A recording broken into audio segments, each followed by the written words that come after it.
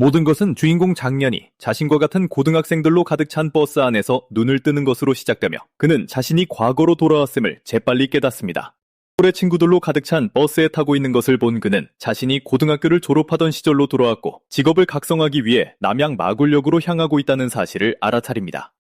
이 시점은 도시가 괴물들에 의해 파괴되기까지 아직 2년 반이나 남은 때입니다. 전체적인 배경은 12년 전 인간 세계에 수많은 마굴의 입구가 갑자기 나타났고 남양 마굴도 그중 하나였다는 것입니다. 마굴에서 쏟아져 나온 괴물들은 엄청난 수의 인간들을 무참히 학살했습니다. 인간들은 반격을 위해 어쩔 수 없이 마굴로 진입해야 했지만 마계 안에서는 만화의 방해로 인해 재래식 무기가 무용지물이라는 끔찍한 현실에 직면하게 되었습니다. 인류는 18세가 되어 마굴의 영향력 아래 접근하는 누구나 타고난 스킬을 각성하고 괴물들과 맞서 싸울 힘을 얻게 된다는 사실을 발견했습니다. 각성자들의 수년에 걸친 처절한 전투 끝에 인간들은 마침내 마굴 안의 악마들을 봉쇄했고 다른 세계를 향한 반격을 시작했습니다. 이 덕분에 인류의 구조가 완전히 뒤바뀌었고 18세가 된 모든 고등학교 졸업생은 직업을 각성하기 위해 마굴로 오게 되었습니다. 기본적으로 직업은 전투계, 서포터계, 그리고 제작계의 세 가지 유형으로 나뉩니다. 예상대로 전투계 직업이 모든 것의 최상위에 군림하며 서포터계 직업이 그 뒤를 잇습니다.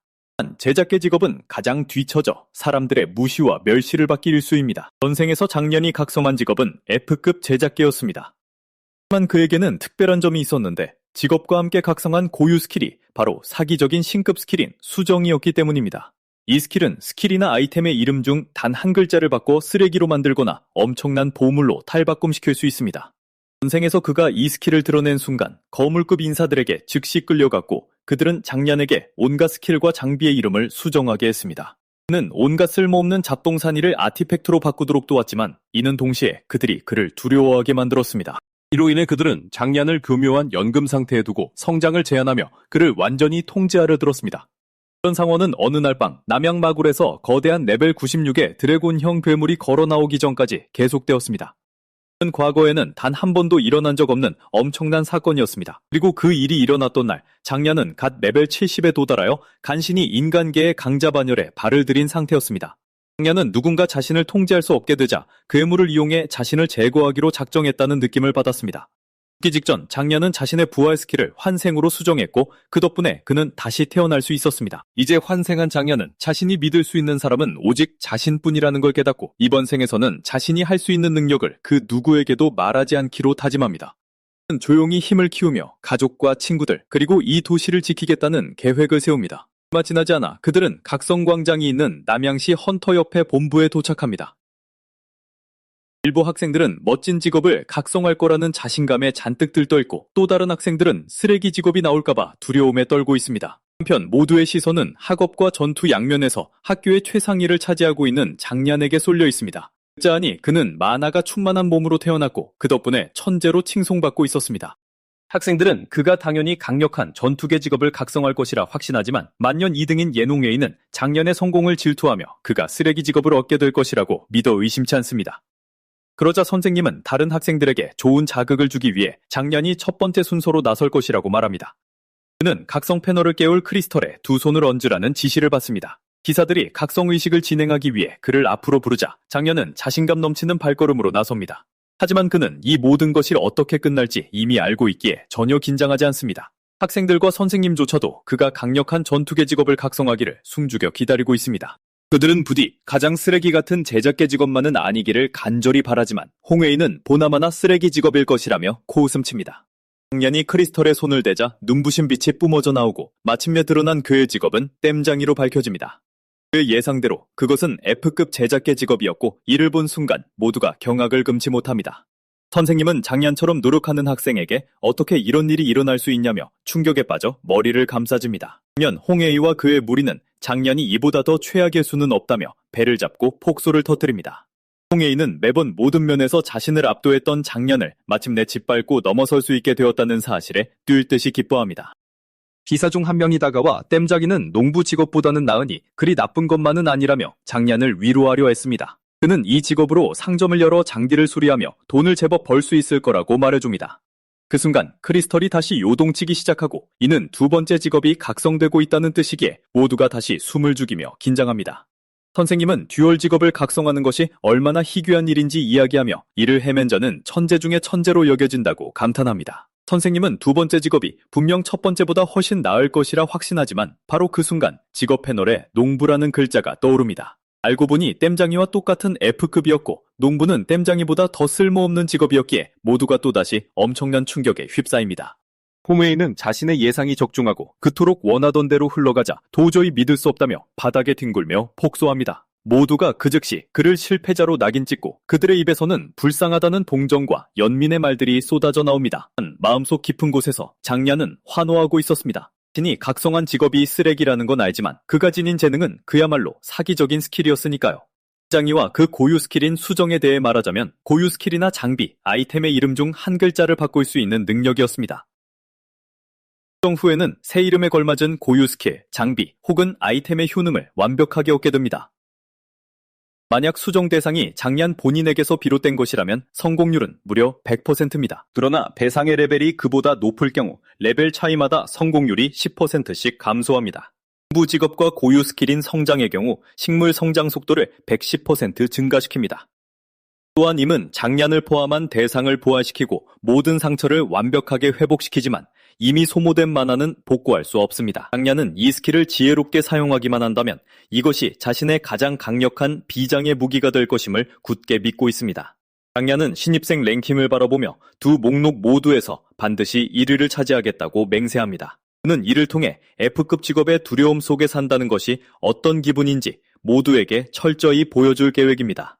어쨌든 1등 학생에게는 엄청난 자원이 주어지며 그는 이번 생에서 모든 것을 혼자 힘으로 해내어 최강의 자리에 오르려 합니다. 갓 각성한 신인들의 레벨업을 돕기 위해 만들어진 초보자 훈련 기지가 있는데 그곳은 기본적으로 인간들이 길러낸 약한 마굴의 괴물들로 채워져 있습니다. 이곳은 안전하다고 여겨지며 초보자들이 가장 많은 경험치를 얻을 수 있는 최적의 장소이기도 합니다. 만약 클리어 시간 기록을 정신한다면 다가오는 성급 신인 토너먼트에서 가산점을 받게 되어 최고 명문대학에 입학할 확률을 엄청나게 높일 수 있습니다. 이 점을 명심하고 장년은 훈련기지로 향하지만 그의 계획은 남들처럼 그저 평범하게 레벨업만 하는 것이 아닙니다. 그는 시간 기록을 무참히 박살내고 최고 명문대행 티켓을 확실하게 거머쥐기 위해 그곳에 온 것입니다.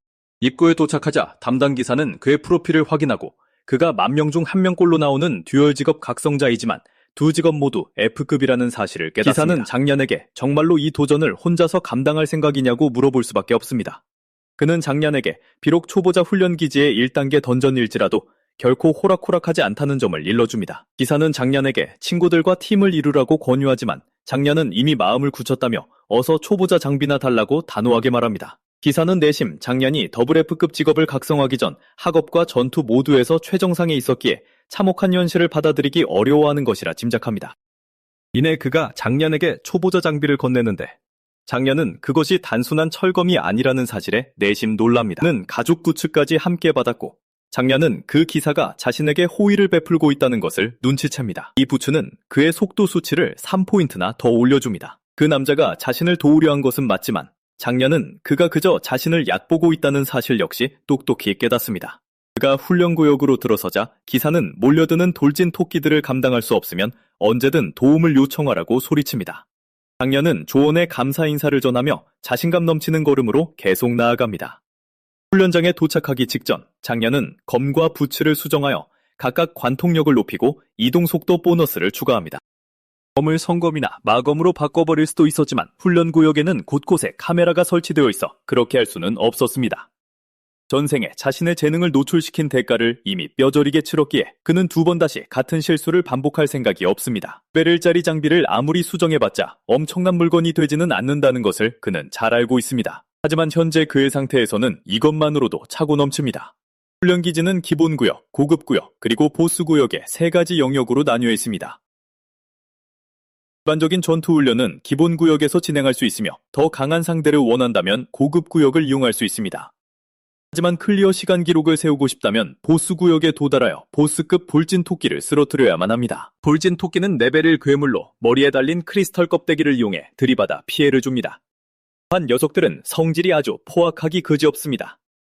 기본적으로 장냐는 단숨에 레벨 5를 찍기 위해 훈련기지에 온 것이지만 그러기 위해서는 돌진 토끼를 최소 100마리는 사냥해야 합니다. 순식간에 괴물들이 그를 향해 돌진해오기 시작하지만 장냐는 레벨 5에 도달해야만 다음 단계인 회오리 늑대기지에 도전할 자격을 얻을 수 있기에 당당히 맞설 준비를 마칩니다. 그곳은 초보자들에게는 그야말로 악몽 같은 곳이지만 장년에게는 레벨업을 위한 완벽한 사냥터나 다름없습니다. 망설임 없이 장냐는 토끼들을 향해 몸을 던지며 녀석들을 하나둘 베어 넘깁니다. 거의 아무런 힘도 들이지 않고 녀석들을 썰어버리면서 그는 단번에 레벨 10까지도 갈 수 있겠다는 계산을 세웁니다. 레벨 10에 도달하면 궁극의 괴물들을 창조할 수 있도록 돕는 또 다른 스킬이 잠금 해제될 것입니다. 이를 통해 그는 자신이 진짜 강해질 것임을 알고 있습니다. 괴물들을 상대하는 동안 그는 지금쯤 홍해이가 직업을 각성하고 있을 것이라 떠올리며 그 녀석이 각성하는 순간 자신을 괴롭히기 위해 분명 찾아올 것임을 직감합니다. 그의 예상대로 홍해이는 각성을 위해 단상에 올라가고 마침내 승리하기 위해 장년보다는 무조건 높은 직업을 얻게 해달라고 간절히 기도합니다. 크리스털이 거세게 반응하고 마침내 그의 직업이 각성되자 그것은 A급 전투계 직업인 버서커로 밝혀집니다. 홍해이는 자신이 드디어 이겼다며 미친 듯이 기뻐 날듭니다. 학생들조차도 놀라움을 감추지 못하는데 그간 홍해이가 장년 때문에 늘 만년 2등에 머물러 있었기 때문입니다.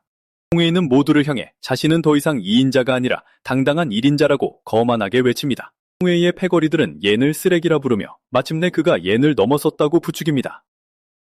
그들은 옌을 찾을 수 없자 홍해이가 자신보다 더 강한 직업을 각성했다는 사실을 알고 옌이 어딘가로 숨어버렸다고 믿습니다. 홍해이의 패거리 중 한 명이 옌이 초보자 훈련소로 향하는 것을 보았다고 말하자 홍해이는 옌이 그곳에서 고전하고 있을 게 뻔하다며 즉시 그를 쫓아가자고 제안합니다. 그들은 옌을 도와주러 간다는 핑계를 대며 자리를 떠나지만 선생님은 그저 옌을 조롱하기 위해 그곳으로 향한다는 사실을 알고 있습니다. 선생님은 옌이 항상 얼마나 열심히 노력했는지 알기에 이 상황을 안타까워합니다. 옌이 교실에서 밤늦게까지 공부하는 동시에 전투훈련에서도 한계까지 자신을 몰아붙이는 모습을 지켜보았습니다. 하나 훈련실에서 통증 설정을 최대로 높였을 때조차 그는 옌이 신음 한번 내는 것을 본 적이 없습니다. 선생님은 옌처럼 열심히 노력한 아이가 어째서 가장 쓸모없는 F급 직업을 각성하게 되었는지 이해하지 못합니다. 하지만 군중 속에는 옌을 믿으며 F급 직업을 각성했다고 해서 그의 발목이 잡히지는 않을 거라고 생각하는 보라색 머리의 학생이 한 명 더 있습니다. 이 학생은 왕칭펑으로 그 역시 옌의 라이벌입니다. 그는 학업과 전투 모두에서 전교 2등을 차지하며 옌의 바로 뒤를 바짝 쫓고 있습니다. 작년 기말고사 당시 칭펑은 경기장 위에서 보여준 옌의 투지에 감명받았습니다. 홍해이가 옌에게 시비를 걸 계획이었기에 칭펑은 오직 자신만이 옌을 괴롭힐 자격이 있다고 생각해 그를 지켜보러 가기로 결심합니다. 홍해이가 옌에게 손을 대려 한다면 그를 묵사발로 만들어버릴 계획입니다. 한편 훈련소에서 옌은 마침내 100마리가 넘는 돌진 토끼를 쓰러뜨렸습니다. 아무리 경험이 풍부하다고 해도 약해진 몸으로 감당하기엔 여전히 무리가 따랐습니다. 그럼에도 불구하고 그는 걱정하지 않습니다. 이제 토끼 왕만 잡으면 되기 때문입니다. 토끼 왕을 쓰러뜨리면 이 구역을 소탕하고 레벨 5에 도달할 수 있습니다. 토끼 왕은 머리에 속성 수정 껍질을 지니고 있으며 돌진 공격으로 속성 피해를 입힐 수 있는 레벨 5 몬스터입니다. 현재 얘는 레벨 4이고 상당한 부상을 입은 상태입니다. 그래서 지금 당장 토끼 왕과 정면으로 맞붙는다면 패배할 수밖에 없다는 것을 알고 있습니다. 하지만 그에게는 이미 승리할 계획이 있습니다. 돌진 토끼가 고유 스킬인 화염 박치기를 사용해 그를 향해 달려들자 얘는 기다렸다는 듯 행동에 나섭니다. 그는 토끼의 스킬을 화염 박치기에서 화염 폭발치기로 수정합니다. 이 스킬은 머리에 있는 수정을 폭발시켜 적과 토끼 자신 모두에게 엄청난 피해를 입히는 스킬입니다. 토끼가 얘에게 닿기도 전에 수정이 폭발하고 토끼왕은 그 자리에서 즉사합니다. 토끼를 죽인 후 얘는 예상대로 레벨 5로 올라갑니다. 동시에 게시판에는 옌이 36분 만에 돌진 토끼 정예 기록을 경신했다는 공지가 뜹니다.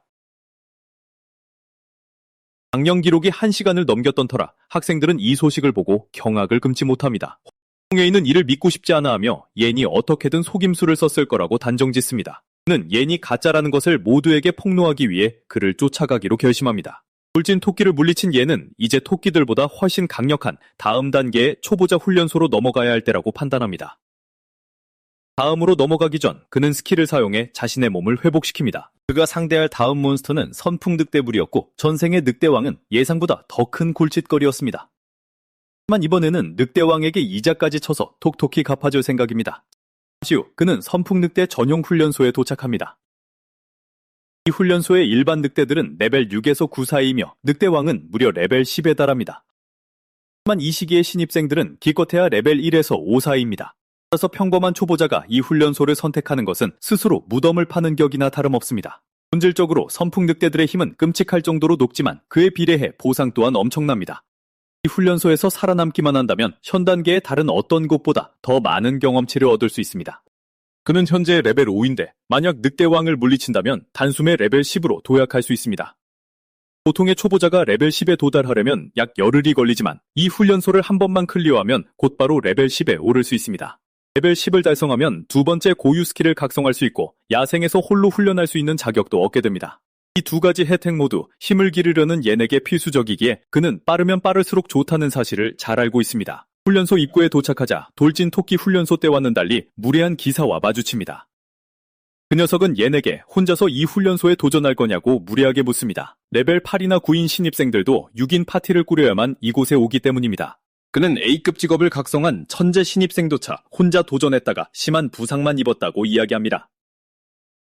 그리고 그 천재는 대학 입학시험조차 치르지 못했다며 옌 같은 쓰레기가 그 녀석도 해내지 못한 일을 해낼 가능성은 없다고 비웃습니다. 그는 녀석의 경고에 감사해야 하지만 마음을 바꿀 생각은 추후도 없다고 전해줍니다. 하지만 기사는 자신이 경고하는 게 아니라며 그렇게 죽고 싶어 안 달랐다면 마음대로 해보라고 쏘아붙입니다. 그는 또다시 무시당한 사실에 놀라진 않지만 그렇다고 누군가 자신을 깎아내린다고 해서 멈출 성격도 아닙니다. 그는 자신만만하게 훈련소로 뛰어들어 늑대들을 향해 돌진합니다. 발코니에 서서 지켜보던 기사는 옌이 늑대들을 향해 달려드는 것을 보고 깜짝짝 놀랍니다. 그는 옌이 제 목숨을 버리려는 멍청이에 불과하다고 굳게 믿습니다. 하지만 옌이 몬스터들을 벌레 베듯 썰어버리는 모습을 보자 자신의 생각이 얼마나 틀렸는지 곧 깨닫습니다. 이 고유 스킬조차 쓰지 않고 몬스터들을 농락하는 광경에 그는 충격으로 식은땀을 흘립니다. 이 모습을 보며 그는 옌이 진짜 천재인 건지 속으로 되묻게 됩니다. 얼마 지나지 않아 옌은 몬스터들의 시체로 거대한 산을 쌓아 올렸습니다. 이쯤 되자 기사는 옌이 미친 괴물이라는 결론을 내릴 수밖에 없었습니다. 그는 옌이 들어갈 때 비웃었던 기억을 떠올리며 이곳에 계속 남아 옌과 마주치는 건 끔찍한 일일 거라 직감합니다. 반면 시체 산에 앉아 체력을 보충하던 옌은 훈련소의 난이도가 꽤 높다는 걸 인정합니다. 부활 스킬이 아니었다면 수십 번은 죽었을 테니까요. 현재 그는 레벨 9에 도달했지만 이는 토끼들보다 확연히 강력하고 성가신 늑대들과의 고통스러운 전투 끝에 얻은 결과입니다. 부활 스킬이 있어도 부상으로 인한 고통은 줄어들지 않지만 옌은 이를 개의치 않습니다. 자신의 운명을 바꾸기 위해서는 어느 정도의 고통이 수반된다는 걸 잘 알고 있기 때문입니다. 또 늑대 무리를 모두 쓰러뜨린 그에게 남은 상대는 오직 늑대의 왕뿐입니다. 바로 그때 저 멀리서 레벨 10 몬스터인 늑대 왕이 모습을 드러냅니다. 바람 속성과 공명하는 털을 가진 이 몬스터는 바람 칼날 발톱 스킬까지 보유하고 있습니다. 늑대의 스킬들을 확인한 후 얘는 스킬을 수정할 여지가 별로 없다는 것을 깨닫습니다. 억지로 수정을 가했다가는 오히려 상황을 더 악화시킬 수도 있었습니다. 이 상황에서 어떻게 대처해야 할지 고민하기 시작합니다. 결국 그는 상의를 벗어던지며 식스팩을 드러내고 남자답게 끝내버리겠다고 선언합니다. 가진 스킬들을 차치하고서라도 그가 여전히 학업과 전투 모두에서 1위라는 사실에는 변함이 없으니까요. 망설임 없이 얘는 자신의 진가를 보여주기 위해 늑대왕을 향해 맹렬히 돌진합니다. 하면 홍예이와 그의 패거리들은 간신히 돌진 토끼 훈련소를 빠져나온 상태입니다. 빨리 구조 요청을 하지 않았다면 목숨을 잃을 뻔했습니다. 담당 기사는 다른 애들처럼 기본 구역에서 훈련할 수 있었으면서 굳이 상급 구역으로 넘어간 그들을 심하게 질책합니다. 속으로 홍웨이는 파티를 맺고도 보스 구역에 도달하지 못한 사실에 분노하며 도대체 옌이 어떻게 그곳을 클리어했는지 의구심을 붙습니다. 이 속임수를 썼다고 굳게 믿는 홍웨이는 분노에 차 패거리 중 한 명에게 주먹을 내리꽂습니다. 그들의 비참함을 비웃기라도 하듯 게시판에 또 다른 공지가 불을 밝히며 옌이 선풍늑대 훈련소를 58분이라는 신기록으로 클리어했음을 모두에게 알립니다. 홍웨이의 패거리들은 크나큰 충격에 빠졌지만 이는 옌을 향한 홍웨이의 복수심에 기름을 부을 뿐입니다. 그는 패거리들에게 옌을 응원한다는 핑계로 늑대 훈련소로 향할 시간이라고 말합니다. 그는 무슨 수를 써서라도 옌의 업적을 모조리 부숴버릴 작정입니다. 훈련소에서 옌은 마침내 목표였던 레벨 10에 도달하여 마침내 두 번째 고유 스킬을 각성할 수 있게 되었습니다. 좋은 수리공 스킬로는 내구도를, 농구 스킬로는 식물 접목을 획득했습니다. 그는 마침내 식물 접목 스킬을 얻게 되어 기뻐하며 수정 스킬을 사용해 이를 만물 접목으로 바꿔버립니다. 만물 접목은 궁극의 계약수를 창조하는 사기적인 스킬로 얘는 마침내 이 힘을 손에 넣은 것에 환호합니다.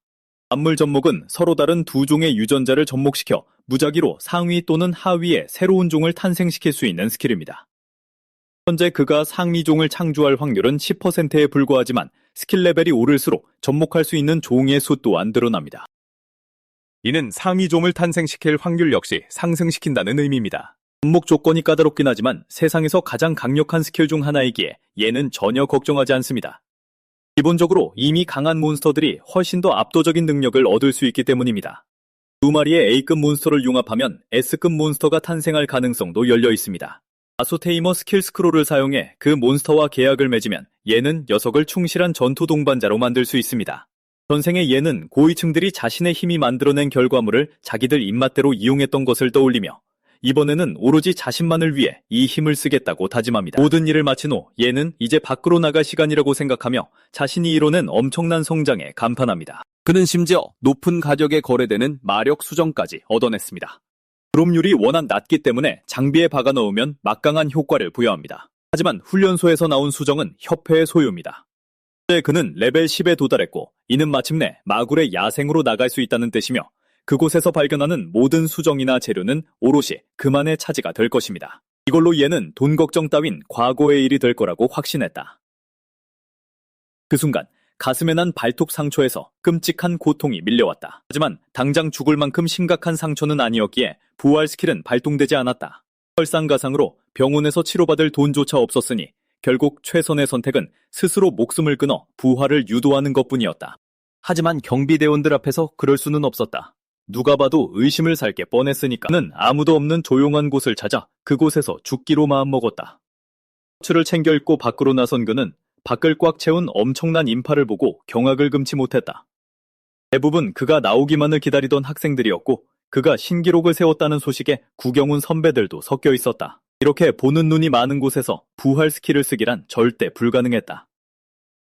가장 최악인 건 이 상태로 데미지를 더 입고 쓰러졌다가 사람들 앞에서 멀쩡히 부활해버리면 모두가 이상함을 눈치챌 거란 사실이었다. 이제 그의 가장 큰 고민은 자신을 구경하러 몰려든 이 인파를 어떻게 따돌리느냐가 되었다. 그때 갑자기 그의 상처가 치유되기 시작했다. 고개를 들어보니 S급 서포터 클래스인 신성한 천사가 그에게 스킬을 사용하고 있었다. 놀란 사람들이 고개를 돌려 스킬의 주인을 확인했고 그녀가 명문 야오 가문의 영예 커신이라는 사실을 깨달았다. 그렇게 대단한 인물이 이곳에 올 줄은 꿈에도 몰랐기에 학생들은 엄청난 충격에 휩싸였다. 역시 자신을 구원해준 그녀의 등장에 깊은 감탄을 내뱉었다. 상처가 말끔히 사라진 얘는 그녀에게 다가가 감사의 인사를 전했다. 그는 목숨을 구해준 은혜에 보답하기 위해 앞으로 그녀의 장비 수리는 자신이 책임지겠다고 말했다. 내심 그는 나중에라도 그녀와 파티를 맺고 싶었다. 위기의 순간에 그녀의 힐링 스킬은 늘 빛을 발할 테니까. 허신은 미소로 답하며 자기 장비가 부서질 날만 기다리겠다고 농담을 건넸다. 모든 게 훈훈하게 흘러가는 듯했지만 홍웨이가 난입해 옌이 부정의 미를 저질렀다며 비난하기 시작했다. 사람들을 향해 얘는 비열한 사기꾼일 뿐이니 절대 속지 말라고 목청껏 소리쳤다. 홍웨이는 옌의 스피드런 기록이 전부 치트를 쓴 결과라고 깎아내렸다. 게다가 옌이 쌍의 F급 쓰레기라고 폭로했고 그 말을 들은 사람들은 적잖은 충격을 받았다. 진짜 클래스로 각성했다는 건 전투력이 완전한 제로라는 뜻이었으니 말이다. 홍웨이는 그따위 클래스로 초보자 기지를 솔로 클리어하고 신기록까지 세운다는 건 절대 불가능하다고 쏘아붙였다. 이게 가능하려면 미치도록 강력한 장비를 쓰는 수밖에 없는데 찢어지게 가난한 옌에게 그런 템이 있을 리 만무하다고 덧붙였다. 홍웨이는 옌이 정정당당하게 자신을 이길 수 없으니 비겁한 꼼수를 썼다고 굳게 믿고 있었다. 그는 만약 옌이 그런 고성능 장비를 살 돈이 있었다면 애초에 가난하지도 않았으면서 장학금을 타내려고 학교를 속인 셈이라며 핏대를 세웠다. 그 말을 들은 군중들의 환호가 점차 식어가자 옌은 홍웨이에게 내가 사기를 치지 않았다는 걸 증명해 주길 바라냐고 되물었다. 홍웨이는 당연히 그걸 원한다고 받아쳤다.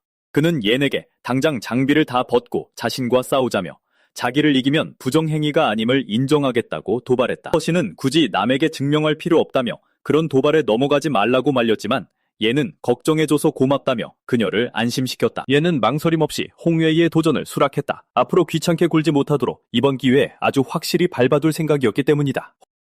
홍웨이는 기세등등하게 버서커의 오라를 뿜어내며 옌에게 자신을 건드린 건 평생 후회할 큰 실수라고 조롱했다. 그는 강한 자신감을 내비치며 옌의 강냉이를 모조리 털어버리겠다고 소리쳤다. 홍웨이는 1분마다 체력이 1%씩 깎이는 대신 전투광 상태에 돌입해 근력, 민첩, 방어력이 30% 상승하는 버서커 스킬을 발동했다. 는 그렇게 입만 산 모습이 아주 마음에 든다며 과연 1분 동안 그 기세를 유지할 수 있을지 궁금하다고 비꼬았다. 는 클래스 차이 하나만 믿고 자기를 짓밟을 수 있다고 굳게 믿는 홍예이의 한심한 태도에 헛웃음이 나왔다. 얘는 전투태세를 취하며 진정한 강함은 클래스 따위에서 나오는 게 아니란 사실을 뼈저리게 가르쳐줄 준비를 마쳤다. 사실 얘는 훈련장을 나서기 전 미리 장비의 수치를 전부 원래대로 복구해 두었기에 누가 장비를 조사해도 걸릴 게 없다는 사실에 내심 안도하고 있었다. 는 자신이 아무 장비도 착용하지 않았음을 보여주기 위해 지급받은 가죽 부츠까지 벗어던졌다. 이게 자신에게 유리하다고 판단한 홍웨이가 얘네 머리를 노리고 맹렬히 달려들었지만 얘는 너무도 가볍게 주먹을 피하며 그를 경악하게 만들었다. 자신의 눈을 의심한 홍웨이는 한 방이라도 걸리길 바라며 미친 듯이 주먹을 휘둘러댔다. 하지만 얘네 눈에 그의 움직임은 슬로우 모션이나 다름없었고 얘는 매번 가볍게 몸을 틀어 모든 공격을 회피했다. 얘는 A급 버서커의 위력은 인정하지만 맞지 않으면 아무 소용없다고 조롱했다.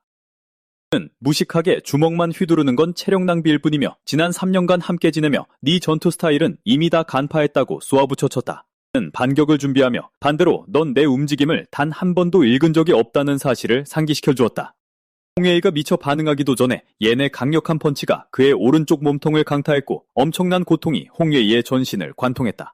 끔찍한 고통에 바닥을 뒹굴며 쓰러진 홍예이를 향해 얘는 여전히 내가 1인자라고 당당하게 선언했다. 어떻게 F급 제자 클래스가 A급 버서커를 저렇게 처참히 쓰러뜨릴 수 있는지 모두가 머리를 감싸주며 경악했다. 홍예이의 길을 완벽히 꺾어놓은 얘는 곧 마물들이 우글거리는 야생으로 떠나야 했기에 이만 자리를 떠야겠다고 생각했다. 하지만 그 전에 우선 제대로 된 장비부터 구해야 했다. 자신의 수정 스킬만 있다면 최고급 장비를 얻는 건 식은 죽 먹기였다. 지급받은 장비를 다 반납해버렸으니 기본템이라도 새로 사야 했는데 텅 빈 지갑을 본 순간 자신이 얼마나 알거지인지 새삼 깨달았다. 그 순간 등 뒤에서 주먹이 날아오는 기척을 느낀 그는 즉각적으로 반응해 가볍게 막아냈다. 고개를 돌려 확인해보니 그 주먹의 주인은 바로 그의 선의의 라이벌인 칭펑이었다. 칭펑은 자신의 기습을 막아낸 그를 칭찬하며 역시 3년 연속 학업과 실기 모두 수석을 차지할 만하다며 혀를 내둘렀다. 칭펑이 얘에게 음료수를 사 건네자 얘는 아까 홍예이랑 싸울 때 거기 있었냐고 물었다. 칭펑은 고개를 끄덕이며 만약 네가 지면 자신이 나서서 홍예이를 패주려고 했다고 말했다. 자신이 유일하게 인정하는 상대가 그런 놈에게 당하는 건 볼 수 없었기 때문이다. 칭펑은 홍예이 같은 떨거지들은 안중에도 없다고 말했지만 얘는 정작 칭펑이 자신과 대련할 땐 늘 전력을 다하지 않았다는 사실을 꼬집었다. 1학년 기말고사 때 처음으로 기권을 선언한 이후 칭펑은 매년 얘를 상대로 항복을 외쳐왔다. 는 재벌이세인 칭펑이 돈이 궁할 리 없으니 수석장학금을 자기에게 양보하려고 일부러 져줬다는 걸 다 알고 있다고 말했다. 칭펑은 그저 얘네 살기 어린 눈빛에 쫄아서 그랬던 것뿐이라며 애써 부인했다. 얘는 이 기회를 틈타 올해 전국 루키 토너먼트에서 만나도 또 기권할 거냐고 물었지만 칭펑은 이번엔 절대 그럴 일 없다고 단호하게 대답했다. 칭펑은 얘네게 전력을 다해 싸우겠다고 약속했고 두 사람은 이를 다짐하며 가볍게 건배했다. 그 순간 칭펑이 2000 크레딧이 든 카드를 던지며 돌개바람 늑대 던전의 스피드런 공략법을 그 돈으로 사겠다고 말했다. 그는 돌아서며 최대한 빨리 보내달라고 당부했고 얘는 확실히 보내주겠다고 확언했다. 그는 안도의 한숨을 내쉬며 칭펑에게 큰 빚을 졌음을 인정했고 언젠가 이 은혜를 꼭 갚겠다고 속으로 다짐했다. 수중에 2000 크레딧이 생겼으니 당장 노점상들을 둘러볼 참이었고 과연 어떤 보물을 발견할지 벌써부터 기대가 되었다. 잠시 후 얘는 자신이 아는 가장 싼 암시장 노점에 도착했다. 물론 이곳에서 대단한 물건을 찾을 생각은 없었다. 죄다 싸구려 기본템들 뿐이니까. 하지만 그렇다고 해서 쓸만한 게 아예 없다는 뜻은 아니었다. 그는 돌개바람 늑대의 마력 수정이 박힌 악마의 그림자검이 진열된 노점을 발견했다. 그것은 운처를 배려내고 5레벨 돌개바람 늑대의 마력 수정을 융합해 돌풍 스킬을 구사할 수 있는 2+급 장비였다.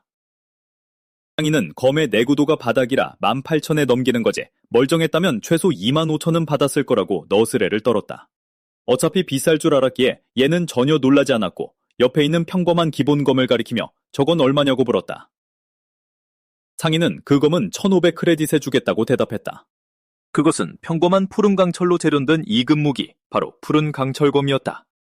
그러자 얘는 상인에게 솔깃한 제안을 던졌다. 자신이 저 악마의 그림자검을 고쳐주면 푸른 강철검을 공짜로 주지 않겠냐고 말이다. 그 말에 번쩍 귀가 뜨인 상인이 정말 그걸 고칠 수 있냐며 호기심을 보였다.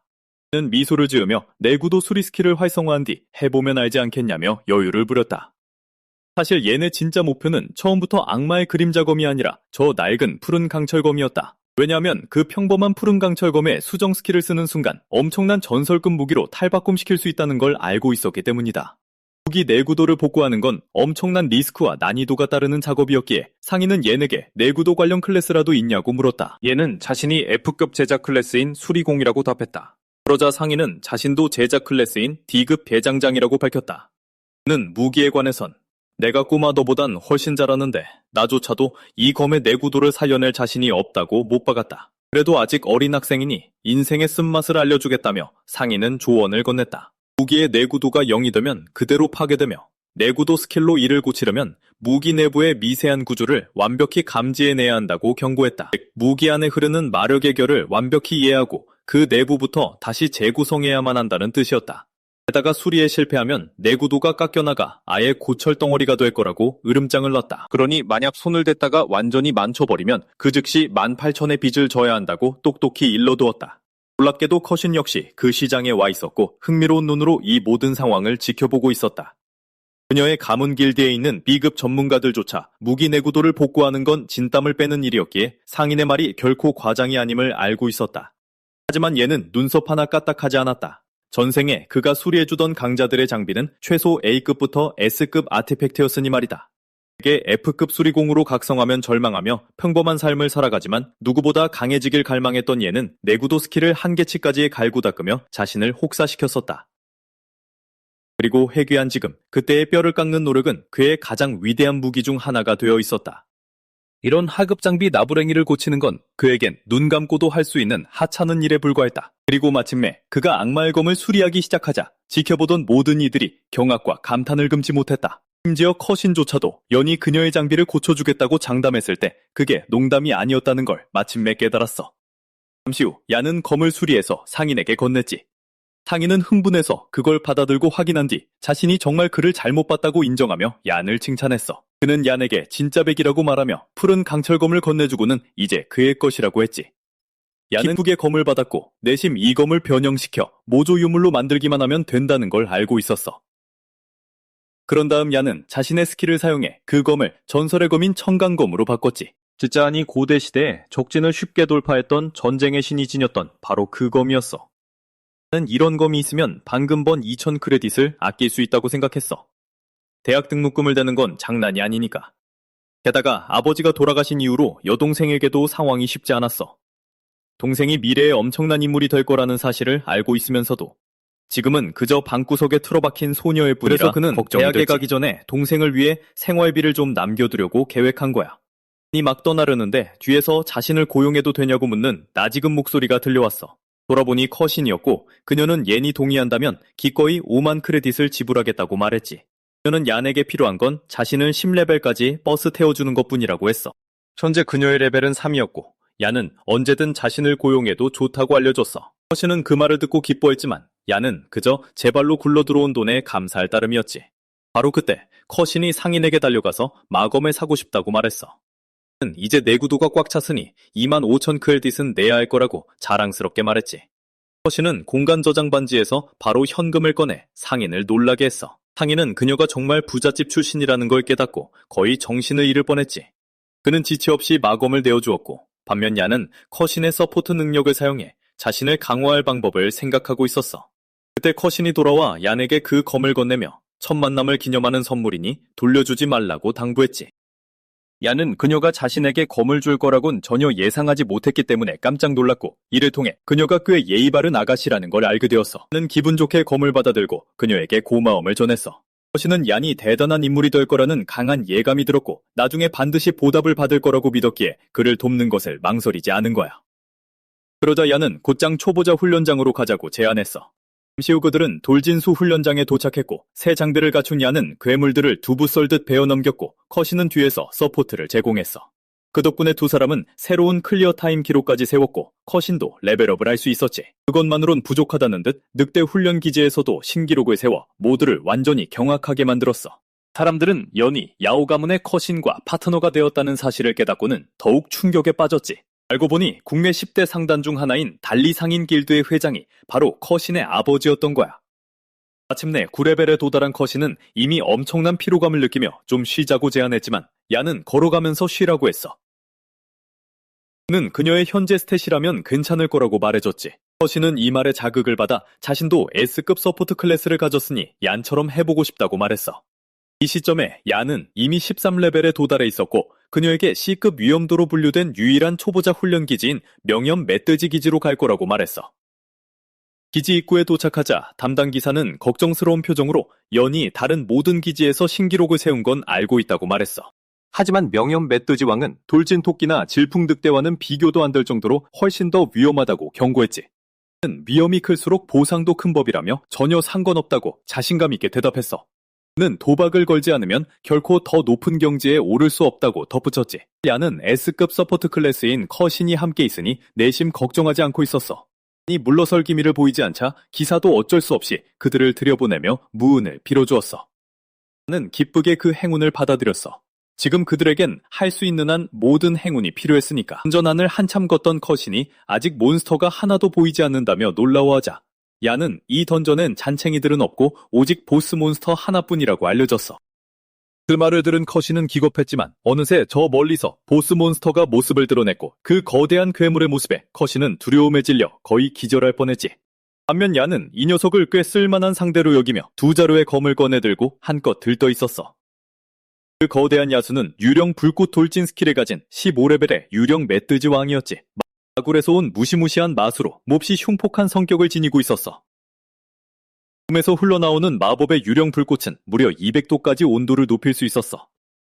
그는 야이수와 맞설 준비를 하며 커신에게 HP 유지를 도와줄 신성한 빛을 시전하라고 지시했어. 커신이 고개를 끄덕이며 성천사 스킬을 활성화하자마자 야는 짐승을 향해 돌진했어. 그는 그렇게 강력한 몬스터를 상대로는 선빵을 날리는 게 최고의 전략이라고 믿었거든. 공중에서 중력과 빠른 회전을 이용해 몬스터의 목을 단숨에 베어버릴 계획이었지. 하지만 그의 기발한 계획은 예상대로 흘러가지 않았어. 이 일격을 가하자 야수는 하늘로 뛰어오르며 거대한 엄니로 공격을 막아냈어. 실망한 야는 이 몬스터를 다시 속이긴 더 어려울 거란 걸 직감하고 그 전략을 포기하기로 했어. 멧돼지 왕이 그동안 처치했던 다른 보스 몬스터들보다 훨씬 똑똑하다는 것도 알아챘지. 하지만 야는 이 상황을 최대한 활용해 자신의 푸른 강철검을 개조하기로 마음먹었어. 그는 커신이 자신의 능력을 알아채지 못하게 하려고 공중에서 그 작업을 해치우려 했지. 그렇게 야는 강철검을 청강검으로 변형시켰어.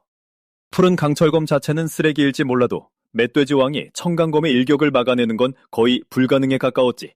하지만 개조 후에도 야는 그 검을 전설적인 청강검의 10레벨짜리 레플리카로밖에 만들지 못했어.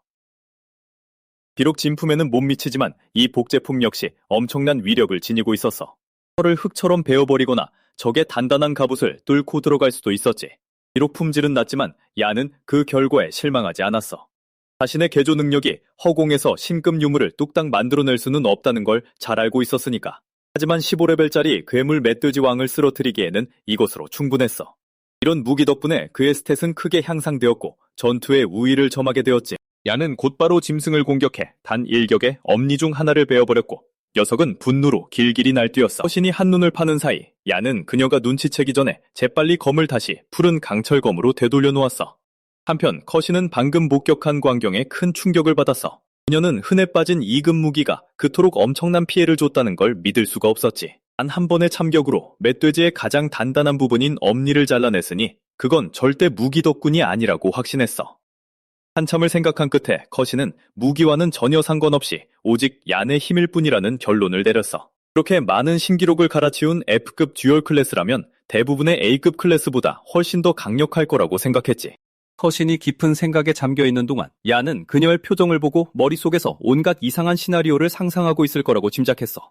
쓰러뜨려야 할 몬스터가 있었기에 얀은 그녀를 불러 현실로 돌아오게 했어. 그러고는 자신을 신성한 빛으로 감싸라고 지시했어. 안 그러면 몬스터를 쓰러뜨려도 레벨업을 못할 수 있다고 말이지.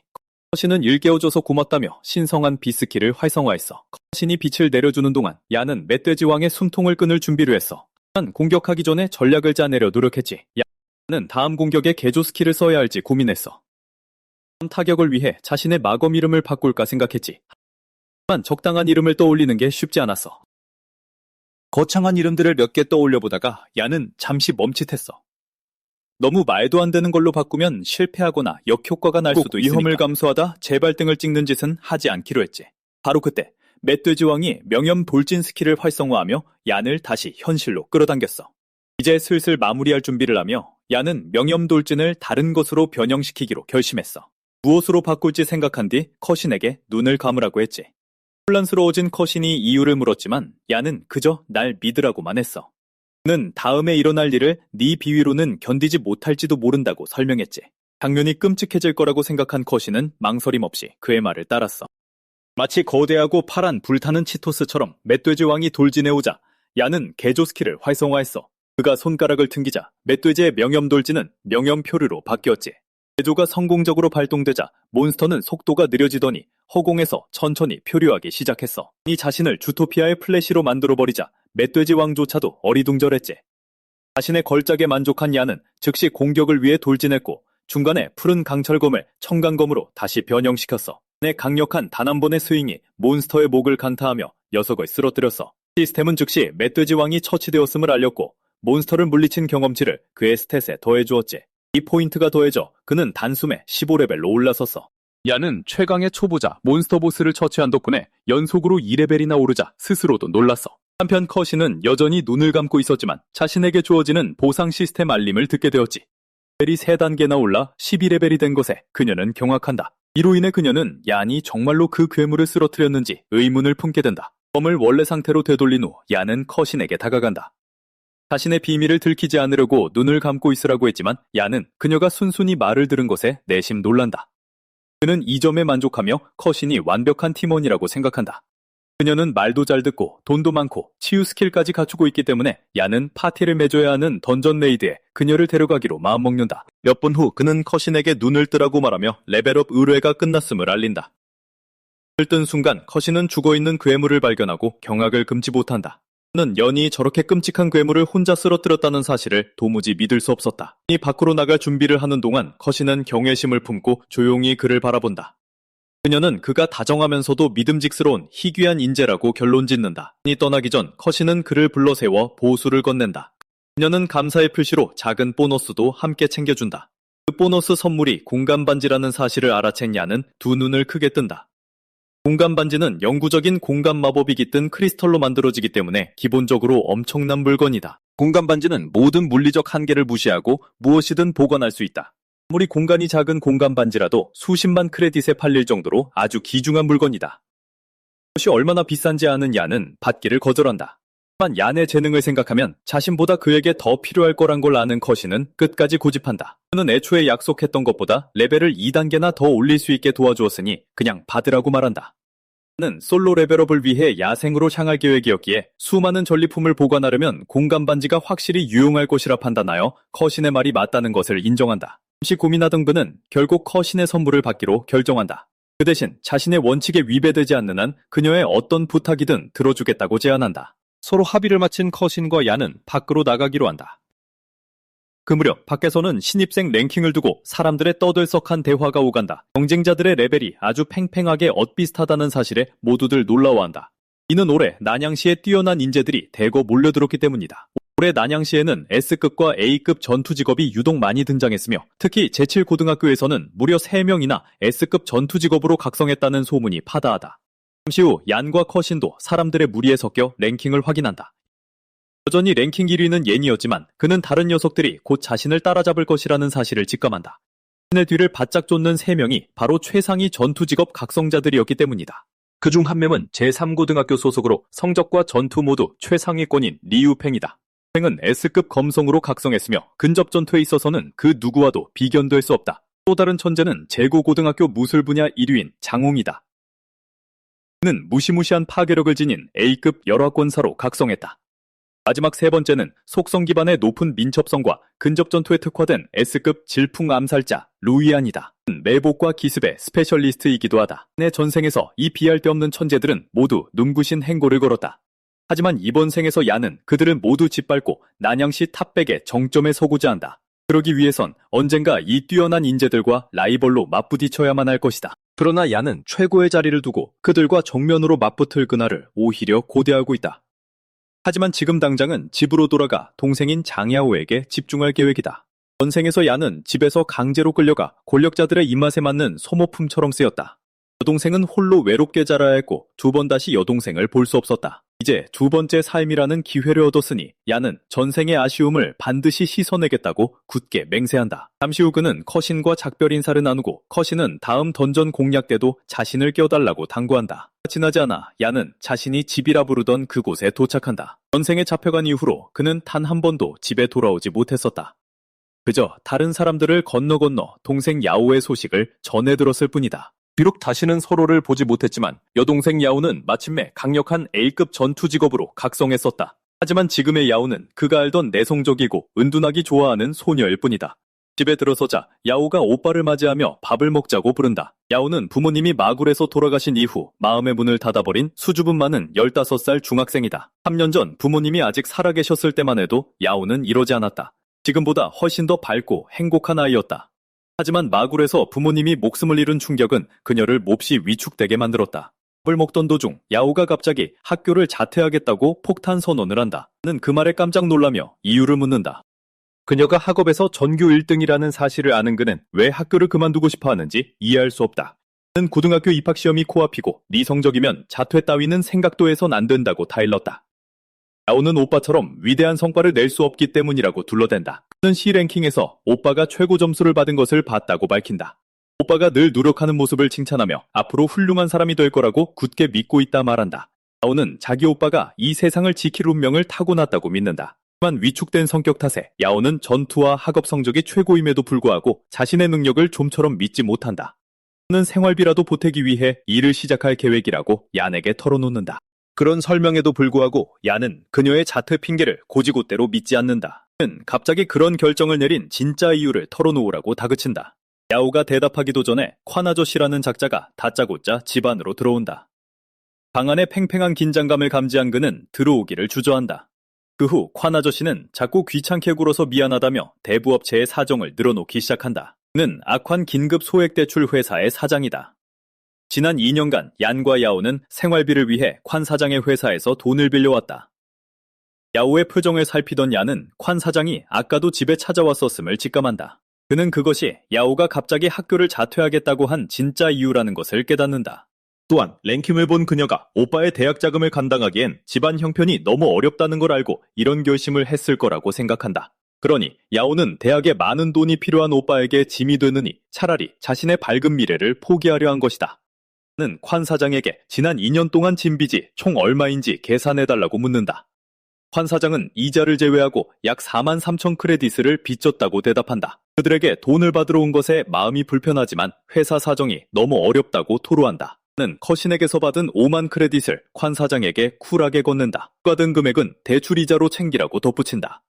관 사장은 깜짝 놀랐고 야오는 오빠가 도대체 어디서 그 돈을 구해왔는지 의아해한다. 야는 동생이 걱정하지 않도록 설명해주고 싶었지만 외부인 앞에서는 그 이야기를 꺼내고 싶지 않았다. 내 속매를 눈치챈 관 사장은 즉시 자리를 피하며 도움이 필요하면 언제든 연락하라는 말을 남긴다. 그가 떠나자마자 야오는 오빠가 구한 돈이 혹시 불법적인 곳에서 난 게 아닌지 묻는다. 하지만 야는 동생의 머리를 쓰다듬으며 아주 깨끗한 돈이라고 안심시킨다. 그는 이제 걱정은 그만하라며 자기가 시의 탑백 리스트에서 1위가 될 것이라 장담한다. 더 나아가 난양시 대학 입학시험에서 수석을 차지해 30만 크레딧의 상금까지 거머쥐겠다고 당당히 선언한다. 그리고 야오에게 자신 때문에 미래를 포기하지 말라고 단호히 말한다. 그 말을 들은 야오는 아까의 서툰 핑계가 오빠를 속이지 못했으며 자신이 왜 자퇴하려 했는지 오빠가 정확히 꿰뚫어 보았음을 깨닫는다. 그는 은행 카드를 건네며 아직 본격적으로 손대지 않았을 뿐 돈 벌 방법은 널려 있다며 동생을 안심시킨다. 그는 자신이 정상에 오르면 모두의 시선이 동생에게 쏠릴 테니 야오에게 더욱 열심히 공부하고 훈련하라고 당부한다. 사람들이 그녀를 최강자의 여동생으로 주목하기 시작하면 엄청난 압박감이 쏟아질 테니 한 단계 더 성장해서 동급생 중 최강이 되어야 한다고 설명한다. 그 말을 들은 야오는 부들부들 떨더니 이내 눈물을 터뜨리며 얀의 품으로 와락안긴다. 그리고는 절대 오빠의 얼굴에 먹칠하는 짓은 하지 않겠다고 눈물로 맹세한다. 얀은 동생을 다독이며 돈을 버는 동시에 레벨을 미친 듯이 올리겠다고 굳게 다짐한다. 그는 흔들림 없는 결의로 난양시 수석의 자리를 반드시 차지하겠다고 맹세한다. 이 꿈을 이루기 위해 얀은 마굴 내 인류 통제구역 밖으로 나가기로 결심한다. 이곳이야말로 레벨업을 위한 최적의 사냥터이기 때문이며 그중 하나가 바로 동룡의 계곡이다. 이곳에는 위험과 기회가 공존한다. 몬스터가 밀집해 있어 장은 이곳이 솔로 레벨업을 하기에 가장 빠른 장소라고 확신한다. 게다가 동룡의 계곡 깊은 곳에 희귀한 드래곤 타입 몬스터가 숨어 있다는 소문까지 돌고 있었다. 그는 그 몬스터를 찾아내 알을 하나 얻고 싶어 한다. 알만 있다면 드디어 맞는 접목 스킬을 활용해 강력하고 충성스러운 몬스터를 만들어낼 수 있기 때문이다. 장은 동룡의 계곡에서 얻을 기회에 들떠 있었고 마력 결정체를 손에 넣어 빠르게 돈을 벌 수 있기를 바랐다. 세상을 정복하겠다는 꿈을 이루기 위해 장은 다음날 마굴의 동룡의 계곡으로 향하기로 결심한다. 다음날 장은 난양시 마굴로 향하는 버스에 올라탄다. 버스에서 내리자마자 장은 다음 계획을 세운다. 바깥에 있는 동룡의 계곡으로 가려면 먼저 마굴을 통과해야만 했다. 이 시간쯤이면 그곳에 사람들이 꽤 많을 거라고 예상한다. 마굴은 현실 세계인 난양시와 단 하나의 통로로 연결되어 있다. 그리고 마굴 내부에는 몬스터의 침공에 맞서는 인류의 주요 요새 중 하나인 인간 주둔지가 있다. 난양시 마굴은 70레벨이 넘는 2명의 보스가 지배하고 있다. 전생의 장은 그들 밑에서 노예처럼 일해야만 했었다. 마굴에 들어서자 장은 중무장한 수많은 사람들을 보게 된다. 동굴에 들어오면 대부분의 사람들은 언제든 전투에 임할 수 있도록 즉시 장비를 갖춘다. 장은 그들이 걸친 장비 대부분이 어마어마하게 비싼 것들임을 한눈에 알아본다. 하지만 커신에게서 받은 공간 반지와 비교하면 아무것도 아니었다. 그녀는 차원이 다른 부자였으니까. 잠시 후 장은 동룡의 계곡과 가장 가까운 출구인 동문에 도착한다. 자니 동룡의 계곡은 마굴에서 지금까지 탐색된 구역 중 가장 안전한 곳으로 꼽힌다고 한다. 이곳의 몬스터들은 대부분 13레벨에서 18레벨 사이라고 알려져 있다. 장은 자신의 레벨업 목표를 달성하기에 최적의 장소라고 확신한다. 동문에서 정비병들에게 신분증을 제시하자 장은 평소처럼 조롱을 받는다. 머리가 어떻게 된 건 아닌지 의심하며 대장은 쓰레기 같은 F급 듀얼 클래스를 가지고 혼자 계곡에 들어갈 작정이냐고 묻는다. 장에게 초보자 훈련장 따위는 마굴의 야생에 비하면 아무것도 아니라고 경고한다. 이런 경고에도 불구하고 장은 태연하게 걱정해줘서 고맙다고 대장에게 말한다. 그들을 지나쳐가며 장은 반드시 살아서 돌아오겠다고 당당하게 선언한다.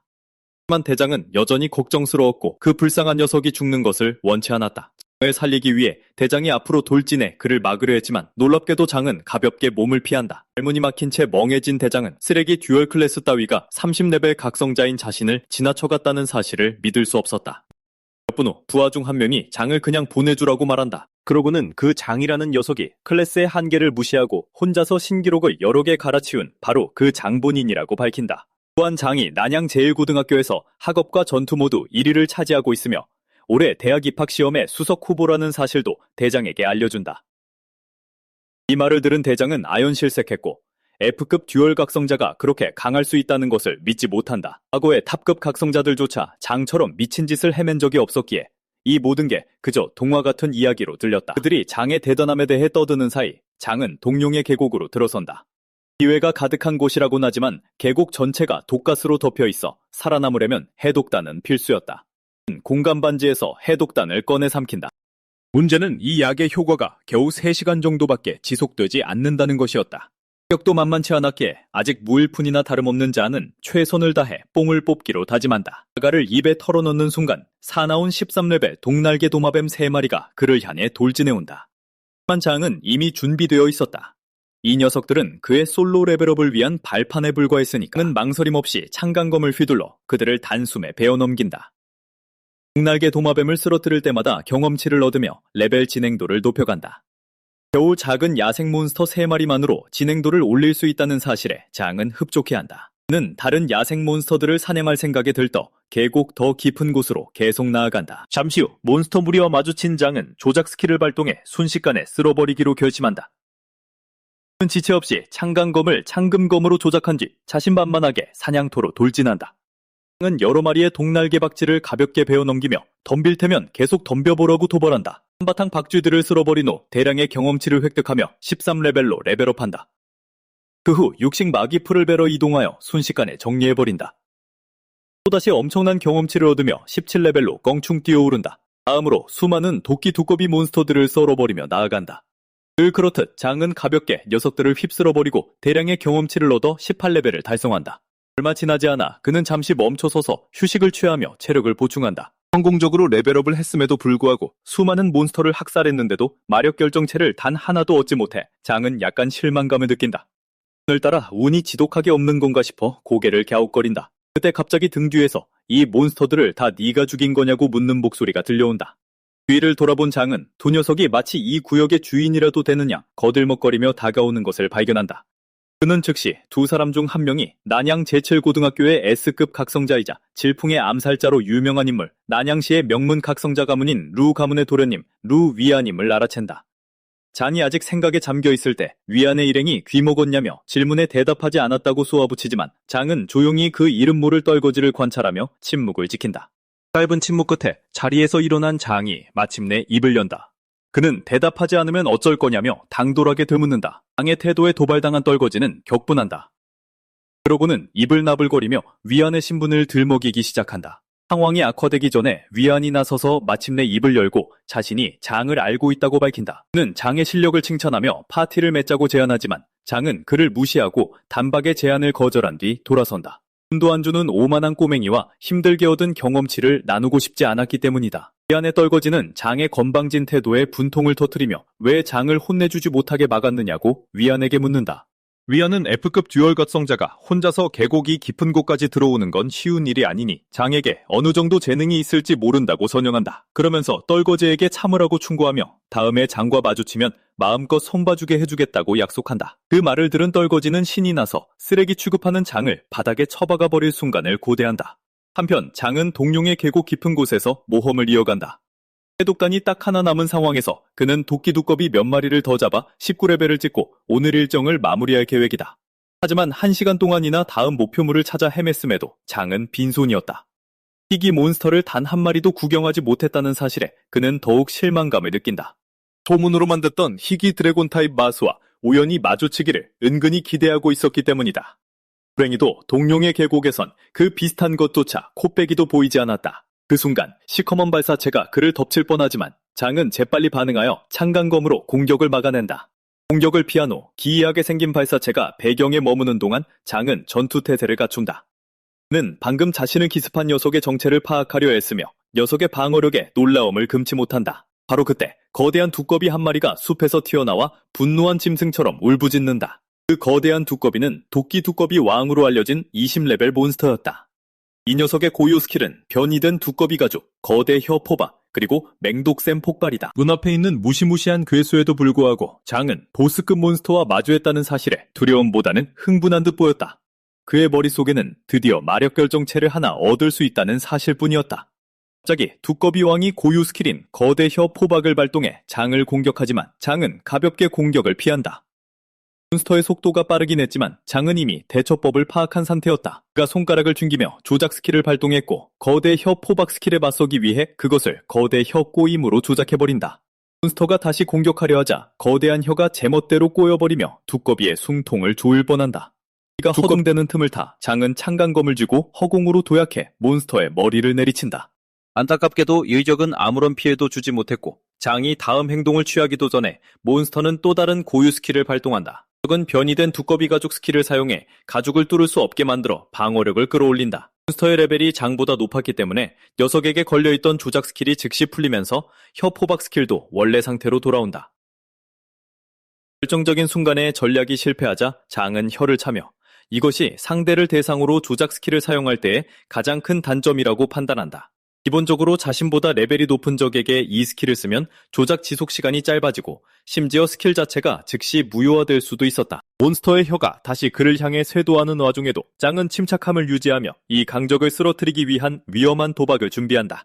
그는 마검을 조작하기로 결심하고 공간 반지에서 검을 꺼내며 마타검으로 형태를 바꾼다. 사실상 악마를 소환해 검과 일체화시키는 것이었다. 검의 조작이 끝나자 손잡이 바로 위 검신에 마왕의 눈이 깊게 새겨진다. 갑자기 검에서 누가 감히 자신을 소환했느냐며 분노에 찬 목소리가 쩌렁쩌렁 울려 퍼진다. 알고 보니 옌이 소환한 것은 마왕의 검이었고 스킬카드에 나타난 능력치는 알 수 없는 상태다. 하지만 그 검에는 제7마왕 현령수라의 의식이 아주 작은 파편이 남아 깃들어 있다. 시스템 알림에 따르면 이 검을 사용하는 것은 극도로 위험하며 억지로 사용해서는 안 된다고 한다. 자신이 엄청나게 위험한 것을 소환했다는 사실을 깨달은 야는 상황이 걷잡을 수 없이 커지기 전에 도끼 두꺼비 마물을 서둘러 끝내기로 마음먹는다. 그리고 야는 쥐어짜낼 수 있는 모든 힘을 다해 마물을 향해 검을 휘두른다. 단 일격에 두꺼비를 깔끔하게 반토막 내며 쓰러뜨린다. 하지만 마왕의 검이 얀의 체력을 모조리 흡수해버리는 바람에 그는 그 자리에 쓰러지고 만다. 가까스로 숨을 고르려는 찰나 검이 얀의 육체를 빼앗으려 발악하기 시작한다. 얀은 서둘러 검을 원래 상태로 되돌리려 하지만 안타깝게도 기력을 완전히 소진한 상태다. 마력이 바닥난 탓에 수정 스킬조차 발동할 수 없다. 그가 검 앞에 쓰러지자 수라의 눈이 그를 응시한다. 수라는 한낱 인간이 자신의 힘을 빌렸다는 사실에 격노하며 얀의 몸을 장악해 그 대가를 치르게 하려 한다. 그는 굳이 자신이 직접 강림하지 않더라도 이깟 힘만으로 얀의 세계를 쓸어버리고 모두를 노예로 만들 수 있다고 호언장담한다. 하지만 수라가 모르는 사실이 있었으니 이런 일이 처음이 아닌 얀은 이미 만반의 준비를 마친 상태였다는 것이다. 몸을 일으켜 세운 얀은 청강검을 꺼내들었고 수라의 협박이 채 끝나기도 전에 마검의 눈을 박살내버린다. 이로 인해 검에 깃든 수라의 의식이 끊어지고 그는 언젠가 반드시 얀을 갈기갈기 찢어놓겠다고 저주를 퍼부으며 사라진다. 수백 가지의 끔찍한 방법으로 얀을 찢어 죽이겠다고 분노에 찬 저주를 퍼붓던 수라의 의식이 소멸하자 얀은 마침내 그 속박에서 벗어난다. 마왕의 의식이 더 이상 침투하지 않자 얀은 안도의 한숨을 내쉰다. 하지만 아직 체력을 회복하지 못했기에 검을 원래 상태로 되돌릴 수는 없다. 푹 쉬면서 체력을 보충한 뒤 계곡을 떠나기 전에 검을 원래대로 돌려놓을 계획이다. 전생에도 그의 수정 스킬이 이와 비슷한 하지만 훨씬 더 거대한 재앙을 불러온 적이 있었다. 어쩌다 보니 제구마왕 뇌령멸을 소환하고 말았던 것이다. 소환이 걷잡을 수 없이 폭주하는 바람에 결국 레벨 80 이상의 진국 장군이 직접 나서서 그 난장판을 수습해야만 했다. 하지만 야는 그 사건을 겪으며 이런 문제를 어떻게 처리해야 하는지 똑똑히 배웠다. 기본적으로 마왕의 소환을 억제하는 방법은 바로 무기에 묶여있는 그들의 의식을 공격하는 것이다. 체력이 회복되기를 기다리며 야는 이 무시무시한 존재들의 기원에 대해 궁금해하기 시작한다. 이들이 마굴의 생명체인지 아니면 훨씬 더 끔찍하고 무서운 세계에서 온 존재들인지 의문을 품는다. 기력을 되찾은 그는 마왕의 검을 원래 상태로 되돌려놓고 전투에서 얻은 전리품을 챙기기로 한다. 두꺼비 왕에게 다가가며 야는 그 안에 마정석이 들어있기를 간절히 바란다. 그리고 그의 바람대로 도끼 두꺼비 왕의 사체에서 레벨 20 보스급 마정석이 나타난다. 시장 가격이 최소 10만 크레딧에 달한다는 사실에 야는 첫 큰돈을 만질 생각에 한껏 들뜬다. 마정석을 챙긴 후 그는 두꺼비의 사체는 물론 자신이 처치한 모든 마물의 사체까지 공간 반지에 쓸어 담는다. 이 사체들은 최고급 재료로 취급받기 때문에 쏠쏠한 용돈벌이가 될 수 있기 때문이다. 일반 시장에서는 제값을 받기 어렵기 때문에 야는 더 큰 이윤을 남기기 위해 암시장에 팔기로 결심한다. 이를 다 챙긴 후 자신의 능력치를 확인하던 야는 두꺼비 왕과 미지의 존재를 처치한 뒤 무려 2레벨이나 연속으로 올랐다는 사실을 깨닫는다. 레벨 20이 된 야는 그 미지의 존재가 수라의 의식이었을 것이라고 짐작한다. 이런 뜻밖의 보너스는 전혀 예상하지 못했기에 야는 이 허점을 자신의 이득을 위해 써먹을 수 있지 않을까 궁리한다. 마왕의 존재를 소환한 뒤 그 눈을 뚫어버리는 것만으로도 레벨업을 할 수 있다면 계속 반복하는 것도 나쁘지 않겠다는 생각이 든 것이다. 그는 이 시스템 버그를 이용하면 단숨에 레벨 100까지 직행할 수 있을 거라 기대한다. 하지만 이 계획은 너무 위험천만했다. 자칫 실수라도 했다가는 그의 소중한 도시까지 멸망의 구렁텅이로 빠뜨려 다시 리셋 버튼을 눌러야 할지도 모른다. 대형 사고를 치고 싶지 않았던 야는 결국 그 위험한 생각을 접는다. 그런 다음 새로 얻은 고유 스킬을 확인하기 위해 능력치 창을 띄운다. 기본적으로 10레벨이 오를 때마다 새로운 고유 스킬을 하나씩 얻게 된다. 이번에 얀이 얻은 것은 레벨 10 이하의 아이템을 분해하여 다양한 재료를 얻을 수 있는 분해 스킬이다. 이 스킬을 사용하면 10%의 확률로 크리티컬 보상이 터져 분해된 재료가 2배로 불어나는 대박을 노릴 수도 있다. 그리고 레벨 1의 새로운 농부 특성 스킬인 해충 면역도 덤으로 얻었다. 말 그대로 농작물이 해충의 피해를 입지 않도록 면역력을 부여하는 스킬이다. 는 새로운 스킬들, 특히 돈벌이의 제격인 분해 스킬을 얻어 무척 만족스러워한다. 게다가 해충 면역은 수정 스킬을 통해 신급 스킬인 피해 면역으로 개조할 수 있다. 안타깝게도 피해 면역은 제약이 너무 많아 100% 의존하기에는 무리가 있다. 하지만 절체절명의 위기 상황에서는 목숨을 구해줄 최후의 비장의 카드임이 틀림없다. 스킬 확인을 마친 야는 서둘러 동룡국을 빠져나가기로 한다. 하지만 나가는 길에 나무 위에서 자신을 기다리고 있던 위안의 오만한 따가리 녀석과 마주친다.